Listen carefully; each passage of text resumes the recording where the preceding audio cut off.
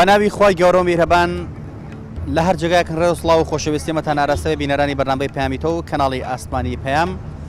لە بەرنامەی دووهەمدا لە شارۆچکەی سۆرانی خۆشەویستەوە لەگەڵ کامێرمانی هاوکارم ڕێنازەر سەلان پەیامێکی دیکە هەوڵاتیان بۆی ئازیز خۆشەویست دەگوازینەوە بە ئومێدوی پەیامی ئەم جارشمان جێگەی سوود و ڕەزامەندی ئەوەی بەڕێز بێت بەڕێزانم ڕۆ باز لە پابەندبوون بە دینەوە دەکەین تا چەند مرۆڤەکانی ئەم سەردەمە بە تایبەتی لە کوردستاندا پابەندن بە دینەوە هەر کۆمەلگایەک پابەند بوو بە دینەوە ژیانی چۆن دەگوزارێت و هەر کۆمەلگایەک کە پابەند نەبوو بە دینەوە بە پێی شەریعەتی ئیسلام هەڵسوکەوتی نەکرد ژیانی چۆن دەگوزارێت تا چەند دوورکەوتنەوە لە دین هۆکارە بۆی کە ناڕەحەتی و ناخۆشی و خەم و پەژارە ڕووبکاتە مرۆڤەکان تا چەند نزیک بوونەوە لە خوا و پابەندبوون بە شەریعەتی ئیسلامەوە وا لە مرۆڤەکات لە ڕووی ڕۆحیەوە ئاسوودە بێت لەگەڵ هەوڵاتیان ئەم پرسە تاوتوێ دەکەین باوزانین لە وەڵامی پرسیارەکانماندا چیمان پێ دەڵێن فەرمما پێکەوە گوێبیستی وەڵامەکان بێت چەند گرنگە مرۆڤ پامەندێ بە دینەوە بەخوای زۆر باشە دین ئیسلام زۆر پیرۆزە دینەش پیرۆزە پێویستە ئێمە ئیحتیمامی پێ بدەین لە هەموو لایەکەوە بەس خەڵکی ئێستا وەڵای زۆر ئیحتیمام بە دین نادا لەبەرەوەی نازانم زۆر خراپ بووە خراپی زۆرە باشە دوورکەوتنەوە لە دین خەڵک چی لێ دەکات چی بەسەر خەڵک دێ بەخوای دوورکەوتەوە لە دین خوا ڕسوای دەکاتن ینی خوا ئەو کەسەی خۆش نایە کە لە دین دوورەکەویتەوە خوا ئەو کەسەی خۆش کە لە دین نزیک بیتەوە دایمە پێویستە بە لە دین نزیک بینەوە پابەندی ئاینی پیرۆز بن ئەو کەسانەی کە پابەند بەدینەوە تا چەند پێ وایە لە ڕووی ڕۆحیەوە ئاسوودەترن لەو کەسانەی کە پابەندین ئەو کەسانی کە پابەندن بە دینی ئیسلامی پیرۆزەوە دایمە لەکرد خوای گەورە دایمە بە چاوەشی ئەوە تەماشا دەکەیت یانی میهرەبانی تەماشا دەکەیت خۆشەویستی خوای گەورە خۆشی ناوێت ئەوانەی کە پابەندینە بە دینی ئیسلامی پیرۆزەوە مرۆڤ تا چەند گرنگە پابەند بێ بە دینەوە دینداری بکاتە بەرنامەی ژیانی تا چەند بەلای تۆ گرنگە چەندی دینی باشترە چەندی دینی بکەیت باشترە تەمای خوای گەورە بەڵێ وەڵڵا ئەو مرۆڤانەی کە پابەند بەدینەوە تا چەند پێ وایە لە ڕووی ڕۆحیەوە زۆر ئاسوودەترن لەو کەسانی کە پابەند نین باشن زۆر باش مامۆستا زۆر باشترەکە بەڕێزانم ڕۆ باز لە پابەندبوون بە دینەوە دەکەین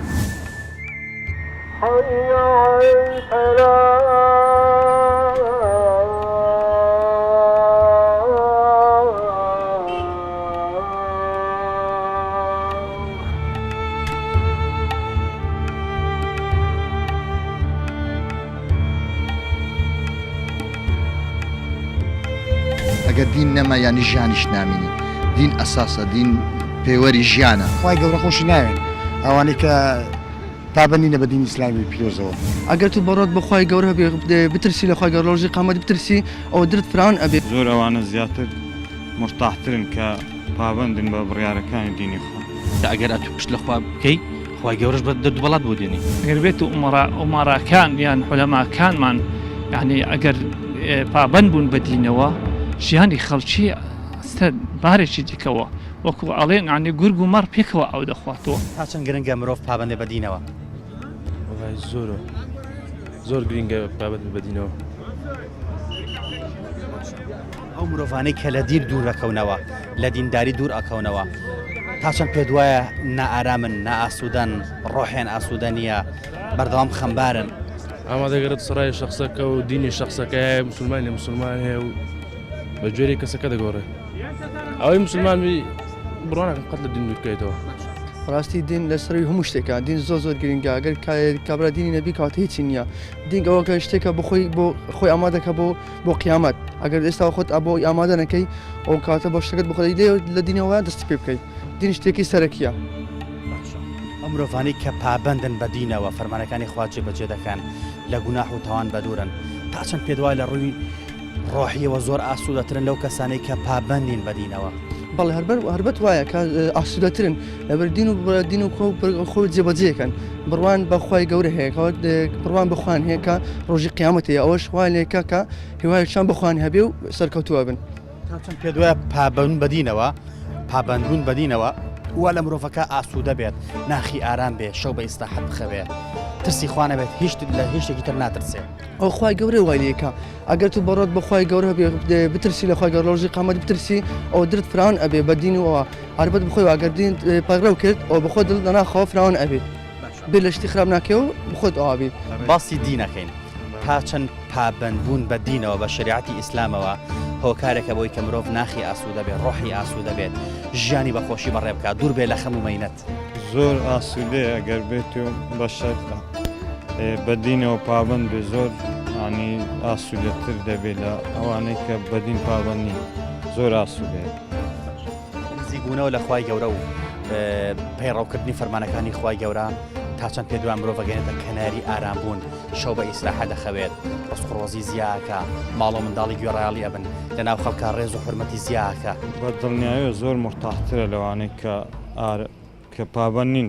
بڕیارەکانی خوای گەورە زۆر ئەوانە زیاتر مرتاحترن کە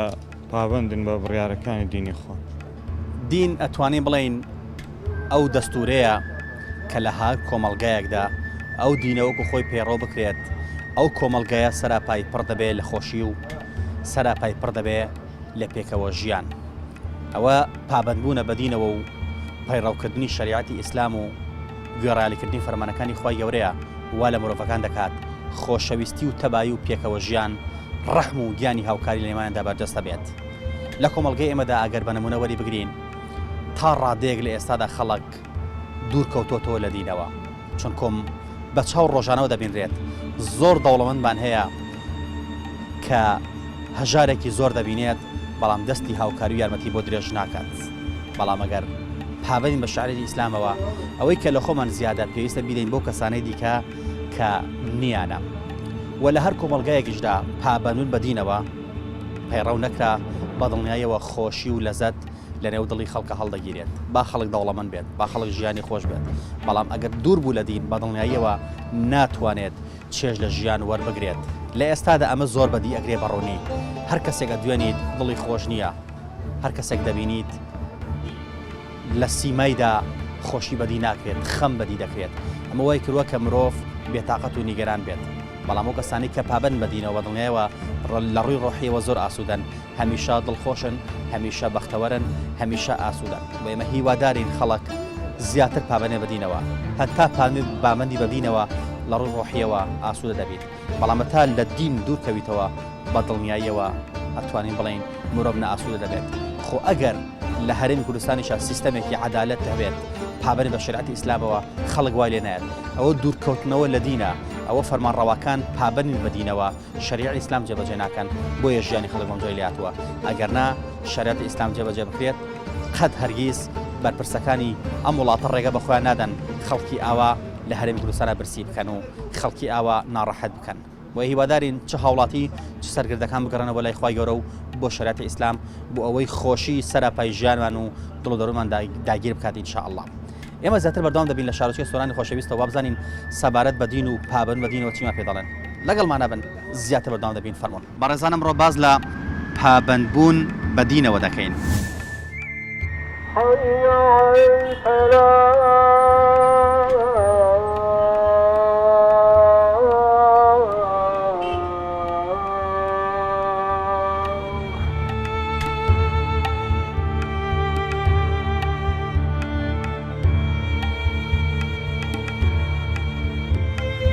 ئەگەر دین نەما ینی ژیانیش نامینی دین ئەساسە دین پێوەری ژیانە خی گەورە خۆشی ناوێن ئەوانەی کە پابندینە بە دینی ئیسلامی پیرۆزەوە ئەگەر تو بەڕۆت بەخوای گەورە بترسی لە خخوای گەورە ڕۆژی قامەت بترسی ئەو درت فران ئەبێت زۆر ئەوانە زیاتر مرتاحترن کە پابندن بە بڕیارەکانی دینی خۆ ئەگەر ئەتو پشت لە خوا بکەی خخوای گەورەش بە دەردوبەڵات بۆ دێنی ئەگەر بێت و ئومەراکان یان حولەماکانمان یعنی ئەگەر پابند بوون بە دینەوە ژیانی خەڵکی ئەستە بارێکی دیکەوە وەکو ئەڵێن عنی گورگ و مەڕ پێکەوە ئەو دەخواتەوە تا چەند گرنگە مرۆڤ پابندێ بە دینەوە دین هۆکارێکە بۆی کە خۆشی بۆ مرۆڤەکان بێنێ بە بڕایتون دین سەد خۆشیەکان بۆ مرۆڤ دێنێ ئەگەر بێت و ئێمە هەمومان بگەڕێنەوە بۆ لای خخوای گەورە خخوای گەورەش سەد فەرامۆشت ناکە چەند پێ دوایە پابند بە دینەوە وا لە مرۆڤەکات ژیانی ئاسان تێپەڕێت لە بەڵاو نسیبە بە دوور بێت لە ناڕەحەتی بە دوور بێت لە ناو خەڵکە خۆشەویست بێت ماڵ و منداڵی گوێڕایاڵی بن لە نەخۆشی و ئافات بە دوور بێ. بحقیقت ئەگەمە بڕگەڕێنەوە بۆ ئاینی ئیسلام هەموو خۆشی و ئەوەی بۆ مرۆڤ ئەوە کردەوە. بەڵام ئەگەر بێت و ئێمە پشت لە خوا بکەین خوای گەورەش دەرد و بەڵامان بۆ دێنێت. بەڵام ئەگەر بێت و بگەڕێنەوە بۆ لای دین وا ئەکا ئەگەر ماڵ و منداڵەکەش گوێڕایالت بێ و بەڵام ئەگەر بێت و ئێمە هەر خەریکی فەیسبوک و خەریکی ئەوانە بین ئیدی ماڵ و منداڵەکەشمان لە دەستەڕوە. تا چەند پێت وایە هۆکارێک لەوە کارانە کە ئێستا خەڵک لە ناڕەحەتیە لە نەبوونیدایە بۆ نمونە دەسەڵاتدارێکی عەدالەتمانیە خزمەتی ئەم خەڵکە بکات هەمیلی ئەوەیە کە لە دین دوور کەوتوینەتەوە و ئەمەش بەڵایەکەوەمان هاتووەتەوە. بە حقیقت ئەگەر بێت و ئەمە با لە کوردستان قسەمەکەین باسی کوردستانەکەمەنی باسی کوردستانەکەین سەرکردەکان بەحام هیچیان بۆ دینیان نییە هەمووی مەسلحەتی جیرفان و ڤێلا و شتی باشیان هەبێ و ئیدی ملەتەکە ئەگەر هەیبوو ئەگەر نەیبوو ئەوە مشکلێک نییە یاگەی ئەو ئەگەر هەر لە بیدایەت بگرن هەتا ئاخیر هەمووی هیچی پابندی بەدین نییە ئەگەر پابند بەدین بۆ نایە وەزع ڕۆمان ئەوانە هەبوو. تا چەند گرنگە مرۆڤ پابند بێ بە دینەوە؟ زۆر گرنگە وەڵا زۆر دین ئەساسە سەرچی هەموو شتێ دین زۆر ئەساسە سان ئەگەر دینی نەبی چی هەیە سان پێویستە سەرچی دینی هەبی ئەو زە ژیانی ڕۆژانەی هەبی ئەگەر دینت نەبی هیچ نییە. چەند پێت وایە ئەوەی کە خەڵک ڕۆژانە ئێستا بەدی ئەەکەیت خەڵک ناڕەحەتە خەڵک خەمبارە خەڵک دامی بۆڵەیەت خەڵک گەستەکەیت وەکو پێویست ئاسوودە نییە تا چەند پێت وایە هۆکارێک لە هۆکارەکانەوەی کە دوور کەوتونەوە لە دین تاوان دین سەرچی ئەگەر تو دینت نەبی ینی ئەگەر دین نەما ینی ژیانیش نامینی دین ئەساسە دین پێوەری ژیانە ئەگەر تو خوا و پێغمبەر نەناسی نەپەرستی ینی ژیانیش نامینی ئەگەر لە تو لە دین دوورکەتی لە هەموو ژیانی شۆ دوورەکەوی ئەگەر دینت نەما ژیانت دینت نەما و خوا و پێغمبەرە نەپەرستی ینی ژیانی ڕۆژانەش نابی زۆر ئەساسە دین سەرچی هەموو شتێ. تا چەند پێت وایە مرۆڤ ئەگەر پابەند و بەدینەوە لە ڕووی ڕۆحیەوە زۆر ئاسوودە بێت زۆر دڵخۆشە بێت زۆر لایەنی ڕۆحی ئاسوودە و بەختەوەرە بێت. تەبعاً ئەگەر دینەتەبی ئاسوودەبی ژیانت خۆشەبی ینی خوای گەورە بەرەکەت داوێتە ناو ڕۆژانەی ژیانت مارێت مندارت عمرت درێژەبی خوای گەورە لێت خۆشەبی ئەو ئاساسە زۆر ئەساسە ئەگەر دینت نەبی هیچ نییە بە هەموو دنیایەتی بە هەزاران دەفتەرتەبی بە هەزاران شوقەتەبی ئەگەر تو دینت نەبی هیچ نییە ینی هیچ نابێت. ئەو کەسانەی کە لە دین دوورن پابەنین بە یاساکانی ئیسلامەوە فەرمانەکانی خوای گەورە جێبەجێ ناکەن تاوانەکەن تا چەند پێت وایە لە سیمایانە خەم بەدیەکرێت ناڕەحەتن بێزارن نامڕتاحن فعلەن کابراگە بعد زۆر دەورەمەندیش بێ ئەگەر تو دینت نەبیش یان ژیانت نییە ینی زۆر ئەساسە دین سەرچی هەموو شتێک بە حەقەت ئەو زە ژیانی ڕۆژانەتەبی ئەگەر تو دینت نەبی هیچ نییە. ئێمە ئەگەر بێت و دینمان نەبێتن ژیانەکەمان وەکو ئاشاکیان عیوانات لێ دێتن لۆ دین زۆر گرنگە ئێمە پێڕەوی ئەم ئاینە بکەین تەمان ئاینی ئیسلام ئێستا لە بەردەستایە ژیان لە بیدایەتەوە ئەوەی لەگەر دیندا بوو بیتن خازان زیکردی ئەوەی لەگەر دین ژانەوی سەرەتا ڕاستە یعنی هەندە خۆشی و ئەوانە بینی بەڵام بە ئاخیرەکەی هەر پەشیمانیە. تا چەند پێت وایە پابەندبوون بە دین و پەیڕەوکردنی شەریعەتی ئیسلام و گوێڕایالیکردنی فەرمانەکانی خوا و پێغەمبەری خوا درودی و خوای لەبێت وامان لێ دەکات کە لە ڕووی ڕۆحیەوە ئاسوودە بین کە لە سیمامان نەخۆشی بەدی بکرێت کە بەردەوام دڵمان خۆش بێت کە لە بازاڕە حوربەتمان بە دروست بێت کە لە ناو ماڵ و مناڵە ڕێزمان بە دروست بێت شکۆمان بە دروست بێت. ئەگەر بێت و ئێمە پابەند بین بە دینەوە ئێمە خەمی هیچمان ناوێت ئەگەر بێت و ئێمە تەواو باوەڕمان پتە بیتن بەخوای گەورە نەخەم لە نەبوونی ئەخۆین نە لە فەقیری ئەخۆین نە لە نەخۆشی ئەخۆین یعنی نە لە موسیبەت ئەخۆین مادام بزانین خوایە کە ینی ئەو شتانە ینی هەموو بەدەستەویە مادام ینی زۆر ئاسایی ئێمە بە ئاسایی وەرگرین ئەو شتانە مهم سەبرمان هەبێتن هەموو شتێک چارەسەری بێ ئینشاءالله. بەڕێزانم ڕۆ باز لە پابەندبوون بە دینەوە دەکەین.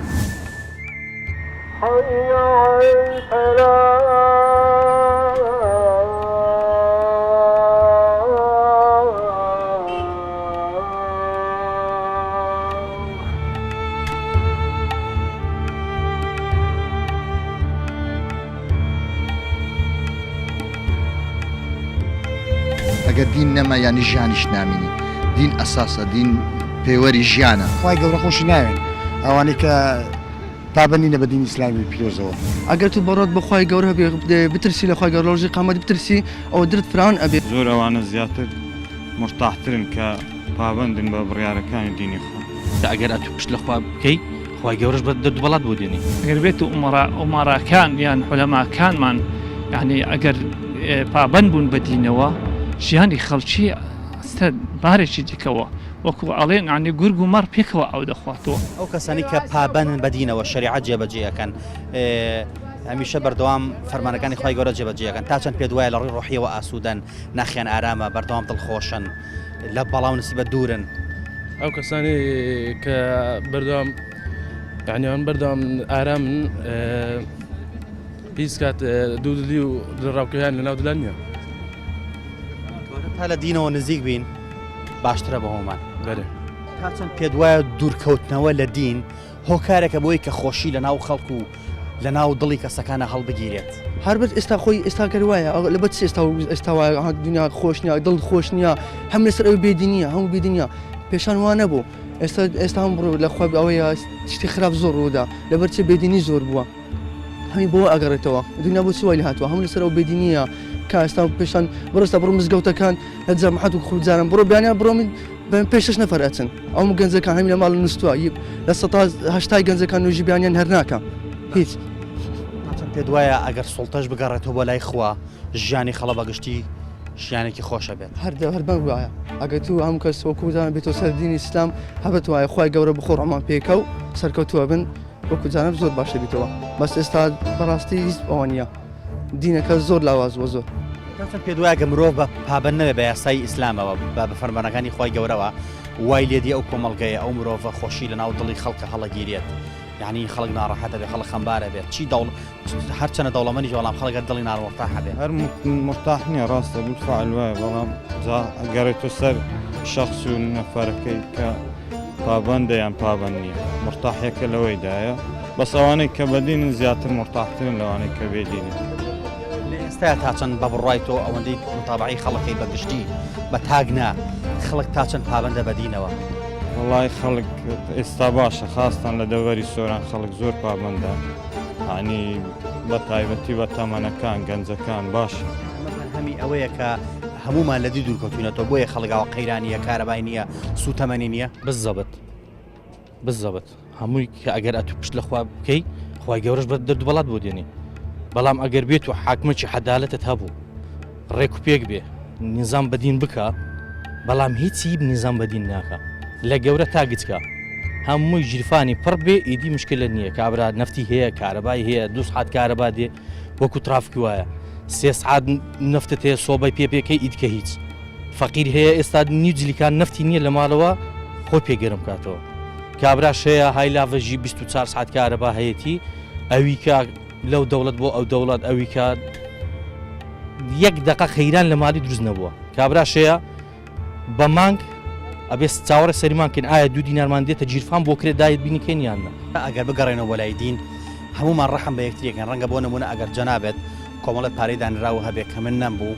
بەهۆی دینەکەتەوە بەشی من ئەدەیت ناڵێ من فەقیر بم بەشی براکە دەدەی بەشی دراوسەکە دەدەی ئەم بەشی ئەوە دات سەردەمێک ماو دروستە بێ دەوترێت سەردەمی زێڕی نەبێت و کەس کەم و کورتی نابێت ئەمە پێدوانیە گەڕانەوە بۆ دین فێری ئەومانەکە بزەبت بەحقەت ئەگەر هەمومان پشت لە خوا بکەین و من ئەگەر 2 دینارم هەبوو جیرانەکەم محتاج بوو دەستی یارمەتیم بۆ درێژ کرد هەمووی دنیا بێتەوە شامی شەریف بەڵام ئەگەر من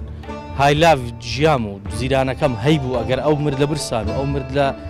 لە بێکارەبایی و بێنەوتی و بێ ئەوەیە هیچ مش ئەومان نامێنێ گەڕانەوە بۆ لای خوا چارەسەری هەموو کێشەکانەکە بە حقیقەت گەڕانەوە بۆ دین و بۆ قورئان و بۆ فەرمودەکانی پێغەمبەر صلی الله علیه و سلم هەموو شتەکان چارەسەرەکە چەند پێ دوای گەر سەرکردەکان بگەڕێنەوە لای خوای گەورە فەرمانڕەوەکان بە تایبەتی ژیانی خەڵک خۆش دەبێت چکم ئەوە دەوترێت ئەوە ناعەدالەتیە وای کردووە کە خەڵک ژیانی ناخۆش بێت ئەگەر بەرپرسەکان بە پێی شریعەتی ئیسلام حکم بکەن نەهێڵن خەڵک ژیانی وای لەبێ ئەگەر بە پێی شریعەتی ئیسلامیان ئیشکرد بە و پێڕەوی شریعەتی ئیسلام کەن ژیانی مەشەوە نابێت دیانە بە پێی شریعەتی ئیسلام ئیش ناکەن هەوکو ئیمامی عومەر مەسەلەن چەند ئیمامی عومەر چەندی کرێت چەند شەوات شتێ باردەچەهێتی و هەژارە فەقیرە ئێستا ژیانی خەرچی نەما کاکە ئەو ئەسواقە ڕۆژانەی با 100,000 نافرۆشی کە بە 20 دەفتەری تێدا كاجيان نمعاشت نجيانت سيوماني مرتعني ديت كاني مرتعني سفركي مرتعني يعني هر زي اسي مرتعني هيش دبر شدان جيان نية زادي فقير داكيتي مادي كريسي هادي خرشي ندار هجار نخوش هادي بوانا سري تا گەڕانەوە بۆ لای خوا و پابەند و بەدینەوە چارەسەر کێشەکانەکە هەموو ئەگەر تو گەڕای و لای خوای هەموو چێشەکان چارەسەر بن ئەگەر تو ئەمینداری جێیەکی بی ئەمینداری سندوقەکی بی ئەگەر ئەمین بی لەسەر شتەکەی هەموو شتەکان چارەسەر بن بەس ئەگەر تو ئەمین نەبی و گەندەڵ بی و دز بی چارەسەر ناکرێت چێشەکە چارەسەر ناکرێت بەوەی ئەو کەسانەی کە لە دین دوورن کە پابەندی بەدینەوە تا چەند پێت وایە ژیانیان ناخۆشە ژیانی ئەو کەسانە لە ڕووی ڕۆحیەوە ڕەنگە لە ڕووی مادیەوە ژیانی خۆش بێت بەس لە ڕووی ڕۆحیەوە ژیانی ئەوانە احتیمالێت بینەچیانی خۆشی تێداوی بەس خۆشێکە کاتیە وەکو خەونێک وایە ئەتوو ژیانێکی 60 ساڵیت هەبیتن خەونێک ببینی خۆشی دەبینی و هەر ئەوان دێگەرنە ینی ژیانی ئەوانە هەر پەشیمانە هیچکەی لێ ناوەشێتەوە تا چەند پێت وایە ئێستا کە تا ڕادێ خەڵک ژیانی ناخۆش و ناڕەحەت بووە پێدوانی یەکێ لە هۆکارەکانەوەی کە دوور کەوتونەوە لە دین خەڵک ئێستا ئەگەر بێت و ئەوشی شاڵڵا حکمەتێکی تێدایە کە خەڵک ئەوە تووشی نەبوونی و بێدەرامەت بووە لەبەرەوەی خەڵک کە هەی بوو ئەم بخۆم ئاگادار بووم خەڵک سەغڕوریەکی پێوە دیار بوو خەڵک بەدیان کەس ینی بانگانە هەفتانە ئەسوا ئەو شارانەی یعنی ئەو حکومەتانەی کە ئاشاکی ڕووی جەنابتان شتی خراپی لیانە کرد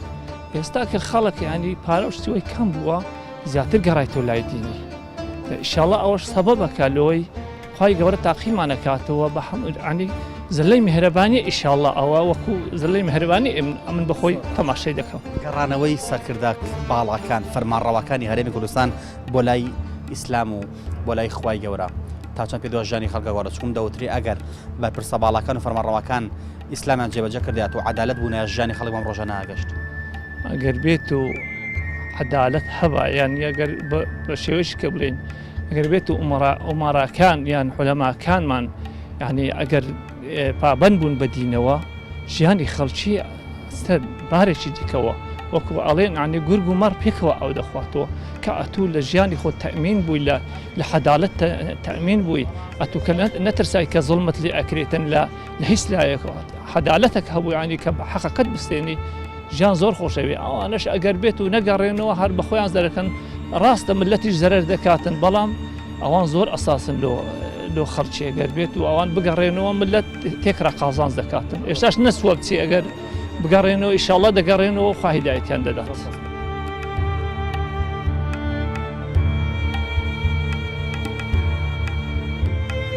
ئەگەر دین نەما ینی ژیانیش نامینی دین ئەساسە دین